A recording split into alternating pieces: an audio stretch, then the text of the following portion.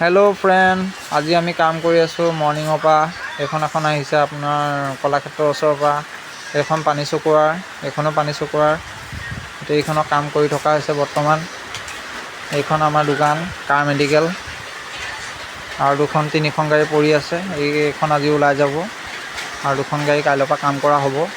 এইটো এটা ৱাশ্বিং পইণ্ট আছে লগত।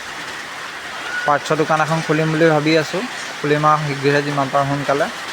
সেইখন গাড়ী কাম কৰি আছোঁ আপোনাৰ, এখন গাড়ী কাম কৰি আছোঁ আমি ব্ৰেক শ্বু আৰু ডিছৰ